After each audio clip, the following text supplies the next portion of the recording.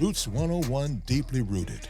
From the vibrant and storied heart of America, brought to you by the Roots 101 African American Museum. This is the Deeply Rooted Podcast, where we pay homage to the unsung heroes, the pillars of our community, the inventors, the artists, the activists, and our ancestors by highlighting Black excellence of yesterday, today, and tomorrow. Your guide on this journey, none other than the passionate and insightful Lamont Collins, a visionary, a mentor, a scholar, and most importantly, a griot of African American history and culture. So sit back, tune in, and let's dive deep into the rich soil as we get deeply rooted. Good evening, everyone. Lamont Collins, Roots 101 African American Museum. We're on Deeply Rooted Podcast, and you know how we bring it. And today I'm bringing you one of the brightest, youngest brothers in the city doing some great things in Louisville, Kentucky. And he's not doing it for himself. He's doing it for the community. And that's my friend, David Christopher. David, welcome to the show. Thank you, Lamont. I appreciate you, Dave. All right, tell people who you are. I am Dave W. Christopher Sr., president and founder of AMPED, Adventurous Minds Produce Extraordinary Dreams. Cool. And tell us what does that encompass? I sort of, all the things it encompasses, we have a music program. That's how it actually started, as a music program. But we also have a workforce development program where we teach technology to adults, or the parents of those kids that we serve. Then we also we just launched in 2021, Black and Brown Business Incubator, a year-long program to support Black and Brown businesses in the community. So, and I refer to it as an ecosystem of building communities from within. So with the belief that everything that we have, like it's there already. We just need the resources to make it happen. Okay, so you're working on those resources. Oh yeah, every day, every single day. So people that, we get listeners from all over, really from all over. Yeah. And I mean, as far as Sweden, Canada, you name it, we get it in the museum and on the podcast. But cool thing about what you're doing and why I love what you're doing, it's not that you're doing one thing. No. You're doing many things in this community, and you're touching so many different things. So can you tell us all the things that AMP touches? Because I know it's economic, I know it's businesses. What's all the things that you're doing, and what was the dream of making this happen? So, well, to first start with everything that we do, so and all the things that it touches. So if you look at youth violence prevention or violence prevention, right, in the community, that's where our youth program or music program comes in, working with kids, giving them a safe and productive place to be. So that they're not out in the streets. And this is the thing about the kids, is that people believe that they are bad kids, and I don't. I still to this day will tell you that I don't think they're bad kids. There are kids that are misguided or don't have anything to do, and we can't complain about those kids if we're not going to give them something productive to do. Not stuff that just keeps them busy, right, but something productive to do. And so our program is tailored around giving them something productive to do in the field of music, where we teach everything that has anything to do with music. The other thing that we teach them as far as the music goes is that what you do has value. What you learn has value. So our kids don't perform for free. They learn their craft, they learn their instrument, they learn their skill, they go out and perform. If you call and you ask us if we can have our kids perform, we ask you what's your budget, because we want them to understand that what you do has values. That's from the beginning. That's the very beginning, telling them that what they do has value, so they go through life believing that. The other thing that we touch is workforce development. And my background is in IT. And so understanding that our jobs in IT start at a living wage, I wanted to train, only 7% of Black folks are in technology right now. So I thought I see that as a problem, because those are jobs that start at a living wage, and most times above a living wage, and give you the opportunity to be an entrepreneur or to work for somebody else and make really good money to take care of your kids and take care of the things you need to have. And so that's the workforce development piece. But then we also work in entrepreneurship, because we know when we talk, like I say this all the time, and a lot of the times I speak, it really is about the money. And so what we try to do, what we do and what we're working to do even better, is give Black folks and brown folks an opportunity to earn money so that you don't need those subsidies. You don't need those sort of handouts and those things, that you can chart your own path. That's my story. I tell people I didn't have a college degree till I was 40 years old. I was self-taught in technology, and I grew up in poverty, both parents disabled, sharing a twin bed with my brother head to toe, right? But once I learned technology and I was able to chart my own path, that's what we need to do. Economic power is the thing that's important. If you look at everything that we do, it's about that. And also everything that we do is about completion. In our music program, we're talking about not just teaching these kids how to do these things, but giving them opportunities to do and get paid for those. Mm-hmm. If they learn their instrument, they get their grades together, then we give them the instrument, whatever it is. If they got a recording studio, we give them stuff to have a recording studio at their home, because we're talking about completion. They shouldn't have to keep running back to us to get the things they need. If there's a drum set, if you learn how to play drums, we're giving you a drum set. If you learn a guitar, we're giving you a guitar. We're giving you hotspots and laptops so you can work from home, so you're not always tied to us. Because people talk a lot of times about youth programs where they need transportation. Well, what if this kid can work from home if he can't get transportation? He's still involved, right? With our technology training program, right now we have about 14 or 15 students going through right now. They're getting paid $500 a week to go to class. They go to class 40 hours. That's their job right now. At the end of that, it's not just about training them in these technology skills. We got employers that are willing to hire them at jobs that start at a living wage, right? Or above a living wage. That's completion. Not just train you, but also make sure that you get a job. In our business incubator, you've heard about it. It's a year-long incubator. We provide everything that you need to be successful in business: legal, accounting. We even have mental health counseling. We have a wealth strategy. We have one-on-one coaching classes on pricing strategies to get you to completion, because there's big enough need to where we ain't got to be repeating people. And a lot of times you see programs where they just keep repeating the people, and no shade to nobody, right? But the fact is, we want to do it so that because we know there's people standing behind you waiting for an opportunity to get what you got. Well, there's no doubt. And you know I'm your biggest fan, because Thank so many you. people come to me and I say, go to Dave or whatever. So it's nothing ever that I've seen anything that you do that I'm not proud of what you do. Thank you. I appreciate that. But there's a question that I bring up in the museum, even I deal with when I talk about, in America, Black people have always entertained white people. And I entertain, and I use a portion of the entertainment for Sankofa, but I use it to educate. And when I think about what I'm doing, is really no different than what you're doing, because I use that piece too, because it's an open door piece for us. But I think the coolest thing about what you're doing is that you add in the holistic approach. You say completion, I say holistic. You bringing all those things together in order for that young person to be whole at the end. Is that correct? That's absolutely correct. And when you do that, like for instance, your incubator for businesses, from what I understand, and you could correct me wrong, they come in, they go through. Well, tell me what they do when they come into your business. They have quarters. Like, it's just like a school, right? It's the class. So they have like 4 quarters they go through, and there's certain things they're touching on. At the very first quarter, it's about discovery, trying to understand what that business is like, where they're at, what they need, and what we need to focus on to make them successful. That's the first. So we're looking at their accounting. We're looking at how they operate their business, whether we say they have a legal entity, all those sort of foundational things that we get to understand what they need. So now we can start to tackle those things.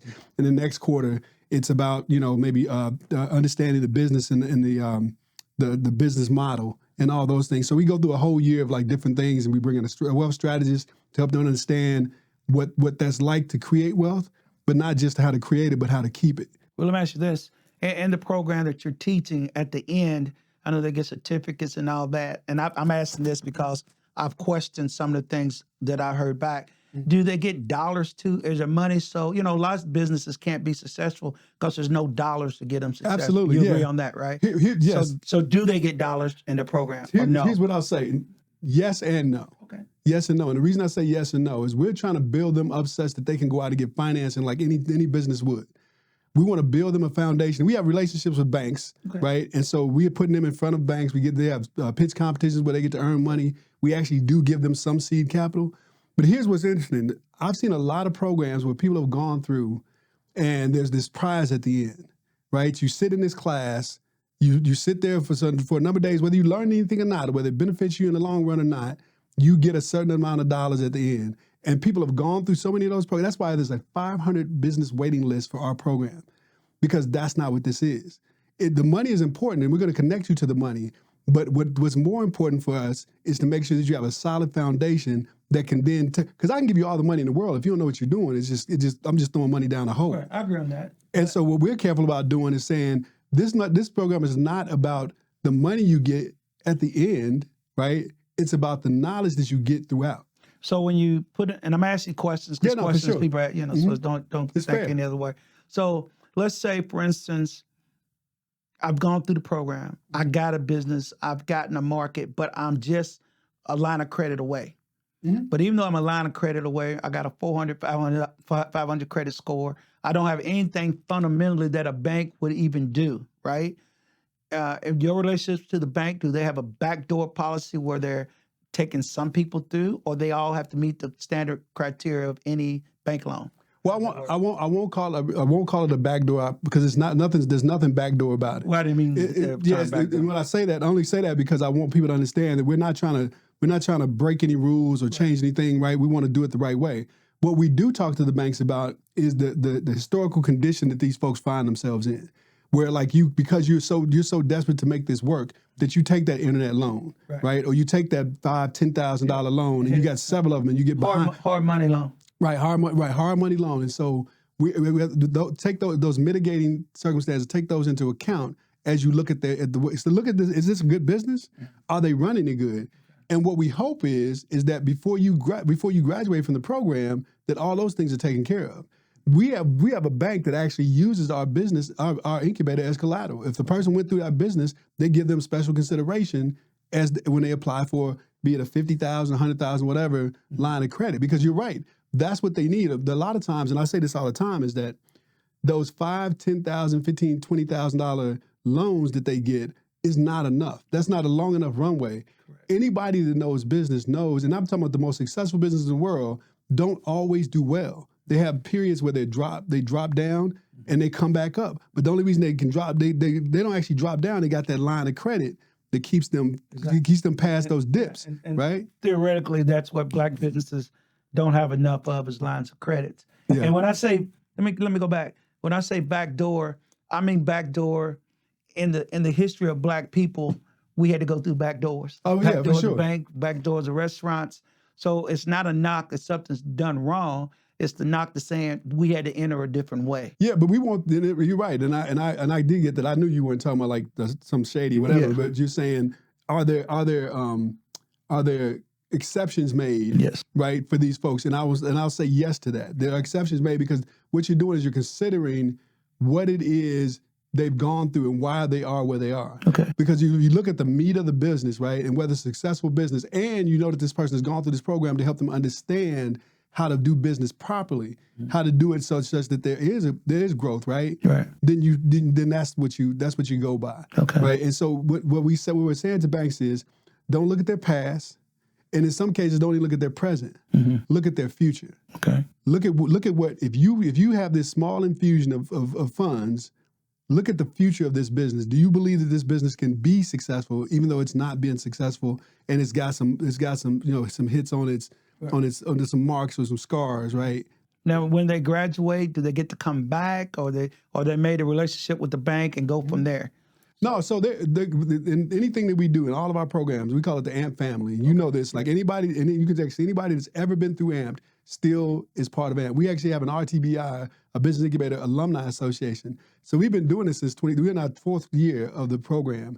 And those students that have gone through in the previous years are still part of it. They're still connected to the program because we're building a community of successful businesses, right? And so and even with our technology training program, even when you get a job at another company, right? You get a job after you go through the training, you get a job, and that job requires you have another certification for a particular skill like networking or whatever it is. Mm-hmm. You can come back to us, because we don't just run you through and then kick you off the edge of the program. It's like we want to make sure that we're there for you. Mm-hmm. Now we can't be all things, but we want to be at least the family that we can be and give you as much as we can give you to keep you going, because we want to see you excel. We don't want you to go in and stay where you are. Mm-hmm. We want to see you grow. Okay. So you're not, for instance, your role is not to co-sign for anything. No. Your role is to position people to move forward. Is that not right? And now in the early years of the program, we did that.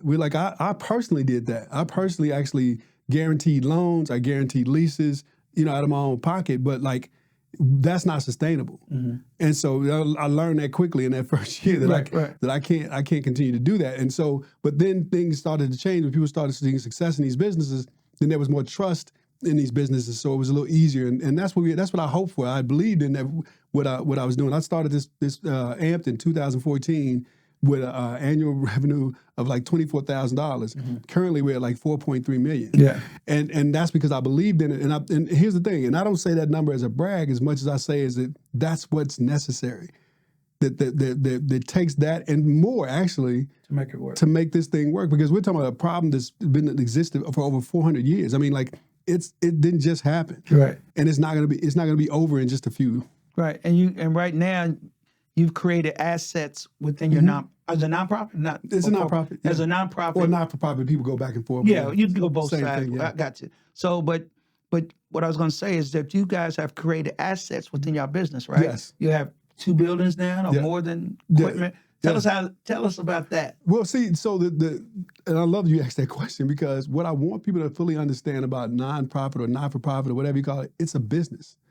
The nonprofit and not-for-profit is a tax status. Yeah. We are a not-for-profit business, a nonprofit business, and so we have to operate like a business. So just like a business has a diverse portfolio of revenue generating and different things that they bring in, we have to have that same thing too. So we have a building where we have tenants, and they pay rent there. We in our music program, the kids go out and they perform and they get paid, and AMP is a person that sponsors that or supports that. We get paid. We also rent out equipment. In our tech program, we have like what's called pay for hire. So if companies want to get somebody, then we train them and you hire them, then you pay us for providing that person to you. So there's and we're always working on new revenue models. Yeah, and that's what I love about listening what you have going on. And I look at a program like, a lot of people come in like St. George. I do some things with St. George. And to me, they have some of your model too. Yeah. So it's love to see how people are using different models, but yet similar models to make things work. And I think you're cool with that you always been a supporter of all that. No, we've worked with St. George's Academy, man. I mean, like you'd be hard pressed to find anybody in this city, organization in this city that we have not worked with. And if we haven't, then ask yourself why not. Right, why not? So if the assets that I'm asking you, for other people that don't know, when you talk about nonprofit businesses, you're talking about assets. Is the assets in a different nonprofit or for-profit side? How did you have to do that as far as loans? So the way you do that is you can make them a separate entity, and that's just the whole process you go through about like creating different entities for those things. So like for our real estate, there's a separate entity for all the different things that you do, but that's just how you structure it. It's going to be a case by case basis. Yeah. I'm asking that because people ask me, and I go, well, I do it this way. You can have like we can invest in stock, right? We can purchase buildings, we can own land, we can anything that a business can do, we can do. The difference is how the money is dispersed when it's all said and done. Has to come back. So where like in a for-profit business, it may go to shareholders, right? Or it may go to like salaries or whatever. But for us, for nonprofits, it basically goes back into the pot to be reused for whatever we need. Yeah. So when you did what you did, and you've grown over since you said 2014, yeah. And I watched the growth, and so what is long-term, what else do you want to bring to tech? Because you're always evolving, you're always seeing something different. What's in that new mindset now? What are you thinking? Well, one of the things, I mean, locally, right, in the city of Louisville, is we want to sort of rebuild, if you will, or build up West Louisville. Okay. Right. So because if you know the history, I'm sure you do. The history of West Louisville being the Harlem of the South and all these thriving Black and brown businesses in West Louisville. I want to see that again. I want to see the property that the building we just broke ground on this a couple Saturdays ago. We bought more. We bought like that whole block. It's about that whole block. We want to build storefronts. We wanted to have a live, work, play area in the town, just like you see in other places where you go downtown and you can shop there, you can eat there. Was Louisville's motto in the 80s, live, work, and play. Live, work, play, yeah. So that's my goal is to I tell people that if I see that 9th Street divide disappear and I pass the very next second, I'll die happy. Well, let me ask you this, because we'll get deeper into it, because I love where we're going. When you look at the future, because you're right there, you didn't talk it, you didn't walk it, you became part of the West End of Louisville. Yes, so when you look at the West End of Louisville, from one time I was a kid in West Louisville, you had manufacturing businesses, then you had Philip Morris, you had businesses that could support families and jobs and all those things. You'd have to get on a bus and go to south end of town to be at a position. It was in our hood. And when I see people talk about affordable housing, and affordable housing is affordable because the people in the community can only afford affordable housing. So if that's the case, if the affordable housing is there, and let's say you have a job that's making $15 an hour that supports you around it, and that's a high wage for mom and pop shops that support that area. Is it long term where you want to try to get more manufacturing in the inner city around those houses, so every house doesn't have to be an affordable house. It's actually luxury homes in our community? Absolutely, and that goes to the thing I said earlier about economic power. Okay. Putting money in people's pockets, because now I agree that we need affordable housing, but here's my definition of affordable housing: it's housing that you can afford. Okay. Which means that if you got money in your pocket, you can buy whatever house you want to buy, right? That I don't need to like drop the cost of a house so that you can get in it. Okay. Right? That you got enough money, like if you got a job, you can get in that house that you want to get in, because that's where because here's what happens, and don't quote me on this because it's just Dave talking. Right, I got you. You go into a community, and you have a house that you say is affordable. So it's $500,000 homes, right, in this neighborhood. I bring this house to $250,000 so you can get in there. But the amenities that grow up around that space and that $500,000 home area, right, are going to be difficult for you to live in, right? Or the property values of those homes that are $500,000 are going to come down to where you are, right?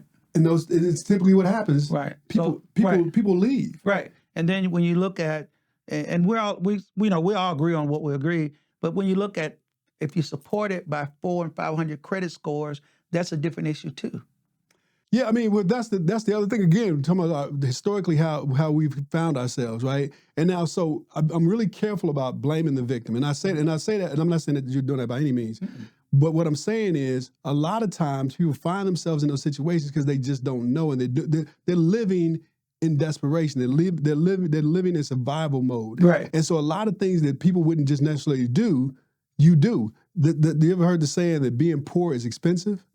That's what that means. Oh, no doubt, in our communities. Right, being poor is expensive. Yeah, but I guess what I'm asking you, though, is AMP's model is to revamp the neighborhood's credit score and economic development. Oh, absolutely. That's what I'm asking. Absolutely, yeah, okay. 100%. But I'll say this, is like not just manufacturing, right?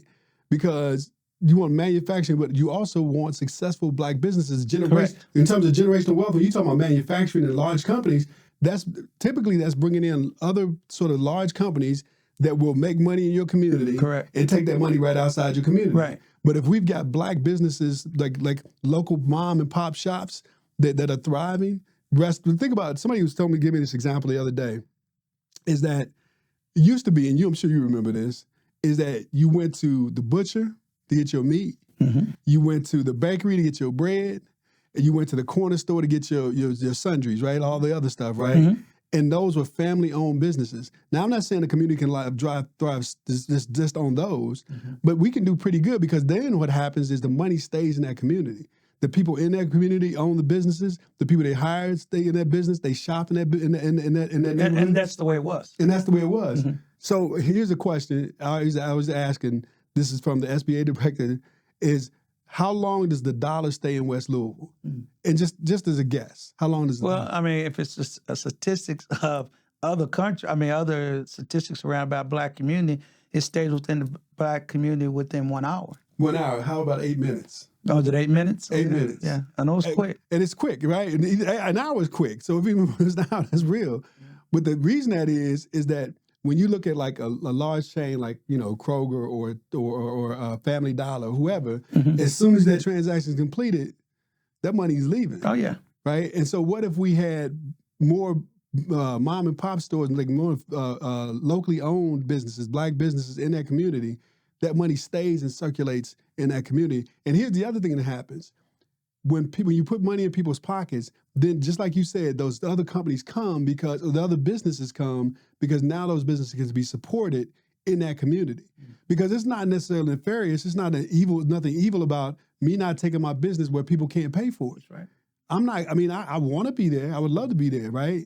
But I can't go there. Yeah, if you're going to be out of business tomorrow. Right. It doesn't work. Yeah.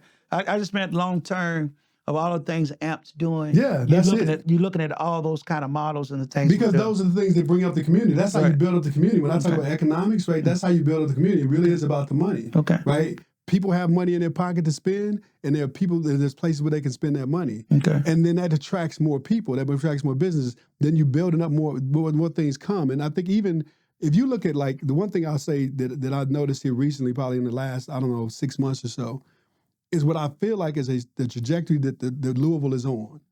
And if you look at like, and I use these sort of like these examples that maybe a lot of people don't notice, but I notice, and maybe I'm just so hopeful that I see something that ain't really there, but I don't think that's true. I think it's really hopeful. When I heard about, like, during Derby, they brought back Derby cruising in West Louisville, no incidents, right? If you look at it, and I don't want to jinx anything, this is the summertime. How many murders, how many shootings have you heard of in West Louisville? Now, there's been shootings, right? But how many have you heard of? Remember, like, there was a time, like even just last year, where every time you looked up, there was something going on in West Louisville, right? I mean, and all these things, the West Louisville Hospital, the Goodwill Opportunity Campus, the Y on 18th, AMPED on 25th and Broadway, like all these different things, the track, all these things, promises that are kept, are changing people's minds and attitudes, and we got to take advantage of that. Yeah, the atmosphere has changed. Yeah, we got to take advantage of that. And one reason that atmosphere has changed is they see investments in the community. And then I'm just asking about those other residual businesses that come to the area to move up the area. Yeah, absolutely. You know, we have to have all the things, but we want to be careful about having it such that money that people, there's I think it's called a community benefits agreement, if I believe what it is. And a friend of mine actually shared this with me about whenever a large company comes into a community, that they need to sign an agreement, a community benefits agreement, I believe is what it's called, where whatever money they make in that community, they give some of that money back to the community. That'd be a beautiful thing. Right? And so we need to push for those kinds of things. So yeah, come into the community and be a part of the community, but also don't come in and just take out, right? Come in and you making money off of us. Right? But I think a good business model does that anyway. I think it's the. I bet if you checked with the ones that are there and ask them, do they have anything like that? They'll tell you. They'll tell you that they have they maybe give you a discount on this or that, or that they. I mean, I don't know. I mean, I don't know. I mean, you know, I haven't had the success raising dollars that you had. Yeah. So I can't really speak to the fortunes of the city because I haven't seen those fortunes. Now I've seen conversations, I've seen praises, I've seen all those things, but I haven't seen dollars. But it hasn't changed me to feel that it's the right thing to do, just like what you're doing is the right thing to do, and everybody's got to continue to do it, whether you get participation or not. If you know you're changing the community, it's purpose-driven enough for me that it's okay for now. You know, now is it sustainable? Don't know. Yeah. But is it attainable? Yeah. Yeah. So I'm still on that attainable ridge to where I can see it. I haven't seen it yet, but I haven't quit yet either. Yeah, and there's lots of businesses that are giving back. I mean, like a lot. I mean, I'll say this. I'm not speaking. I probably won't call all their names, right? But like Humana, Brown Foreman, Young Brains. Yeah, like all these folks. They happen. They're in there. They're doing the work. They're investing in the community that they're in. They're there and they're investing. They're giving back. And so I just, I applaud them. But I think you're right. Getting adjustments from others, because I've seen them, companies give it back. But I think what you're talking about, having a agreement, that's major. Mm-hmm. But I still say, as a whole, in Louisville, historically, I've seen corporations come to the table to support the urban leagues and support. We have a history of that, right? Yeah. Philip Morris when I was there. So Louisville has a history. But what you put together, at least what I feel together, what you put together, to me, is a strong model of what a city can be if you have a strong nonprofit navigating. Yeah. And I think right now, between Goodwill, what you're doing, Urban League's doing, that the Western Louisville is in good hands. I really believe that. I believe it's in great hands. The question is, if there is a question, what's next? And all Black people don't live in the West End of Louisville. That's right. So I want people to think, because we do it for the West End of Louisville, there's not a Black community in Newburgh. There's not, Black and brown people in Shively. So we can't get so caught up in the picture that, we're doing it here when we should be doing it everywhere. Oh, yeah, I say this all the time, because people will come into the business incubator and say, do I have to have a business in West Louisville? Like, no, that's segregation. I mean, that's redlining, rather, right? I tell people what's good for West Louisville is good for all of Louisville. Exactly. Right? And so when we're working on what we're doing, we don't have a restriction on where you live, whatever, to be a part of the programs we have. We want everybody through. Like, we've got, there's a gym out on Hurstbourne, right, that we invested in. There's restaurants all over the city. That's good. We have people that come through our program because we need to be successful everywhere, not just in one pocket. Now, here's the thing: is that you gotta pay attention to the house that's on fire, and that's not just West Louisville. There's other communities that are struggling, but we have to focus on where the sort of the biggest problem is and biggest need. The biggest need. Yeah, I tell people that. it doesn't make sense for the fire department to spray water on every house on the way to the fire. Like, just come on straight and give me all that water you got, put my fire out, and then if there's another one, go take care of that one. Well, I mean, we're in total agreement when we talk about it's just not about one area. Black people live everywhere. Yeah. And I think as long as I think sometimes they put that perception out that all eyes on the West, and all eyes need to be everywhere Black and brown people live. Yeah. And wherever we get caught up in that message, then we're defeating ourselves. Oh, for sure. Because poor people live everywhere. Yeah. I mean, I'm saying people struggling live everywhere. Everybody needs an opportunity, but we just need economic equity throughout the city of Louisville. Oh, without a doubt. Yeah. And that even means downtown Louisville. Absolutely. Yeah. so when for what you're building, like I said, I'm always bragging about you. Appreciate what you're trying you, to do. And I brag, and I think I brag about all young businesses, and I don't think it's anybody can say that I'm not supportive of what they do. I support everybody's dream. They're a big fat liar if they do. They are, and I know for a fact they're live. They That's say a that. big fat lie. But it's so important.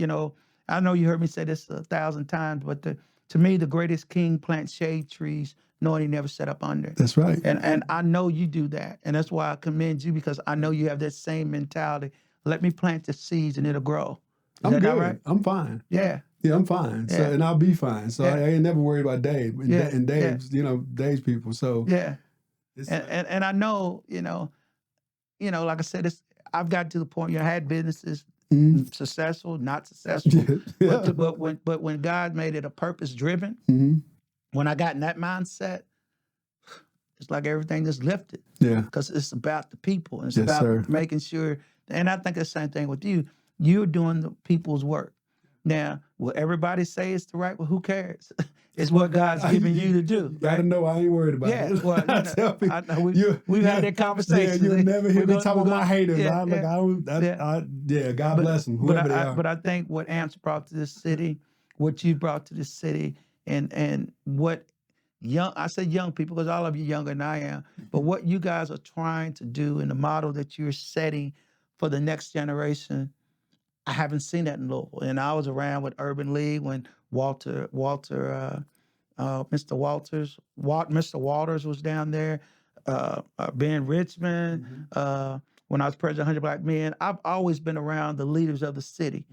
But what I see now with this young generation that understands the need of all of us moving together, that's a beautiful thing. Yeah. And everybody can do something different. And it's not like it's all based to disagree, but we can come to the table and agree on what's next. I've been, I was talking to Nashan, love Nashan. Love her, man. But I'm probably one of Nashan's biggest critics. And I think you've heard me say that because in any city, the paupers are on the corner. Any city, those that have pop-up shops are considered less than businesses throughout the culture of this country, right?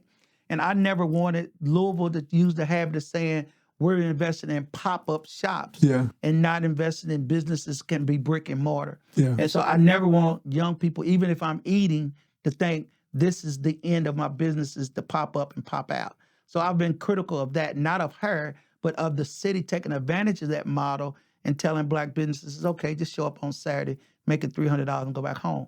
That's not a sustainable business. But I think in her defense, though, I think she pushes that really big about this is where you start. I know she does. This is the front. This is the front end. This is the opportunity to get some exposure, to make a little money, to build on your nest. Because she's basing that on the struggle that we have around financing, around getting funding. And so she's okay, just like back in the day, just put your coins together, right? Put your coins together, put some more together. Because I mean, that's how I started my business. We all do. Yeah. And like I said, not critical in the sense that I don't want them to take that narrative and think Black people are satisfied. No, That's all. absolutely not. You follow what I'm saying? Absolutely. Because they can take a story and say, be happy. You come in here, be happy. You got a couple dollars. Yeah, a couple dollars this weekend, be happy. No, we need more than that. We need sustainable models that if you got an empty space, put us in the space. Yeah. Well, you know That's what though? What I'll say too about Nayshan, because we agree about how she's working, but Nayshan's program is a feeder for our program. Yeah, I know that. You know what I'm saying? So it's like, okay, so they go and they do that, and then that prepares them to come to us so that they can take it to the next level, or go to the Louisville Urban League Center for Entrepreneurship to go to them and get, they're also a feeder for our program, right? It's no doubt. But what I'm saying is, if you allow people to carry your narrative, Yes, sir. your narrative's never said, because everybody's hearing this, well, this is what we see in these other places. And it's better than it, bigger than that. So that's the only reason I say what I say, because I want people to understand it's bigger than what you see. Yes. It's not just about a Saturday pop-up. It's deeper than that. Where we're going, what we're trying to do. That's what I mean. So I was always be on that side of, no, y'all can't get away with this. Yeah. It's got to be we got to do more. You got to do more than this. But man, it's a pleasure always with AMP, what you do, how you do it, how you go about it, how you're embracing young businesses wherever you go. And, like I said, I support a lot of people, but there's nobody greater could call me anytime at night and say, Lamont, what can I need? Because I'm going to be there. I appreciate you, man. Same here. This is Lamont Collins, Roots 101, healing deeply rooted. We had so many shows. I'm back to deeply rooted because I am deeply rooted in this community, and nobody's more deeply rooted than Dave, Christopher, and AMP. Dave, thank you for coming out.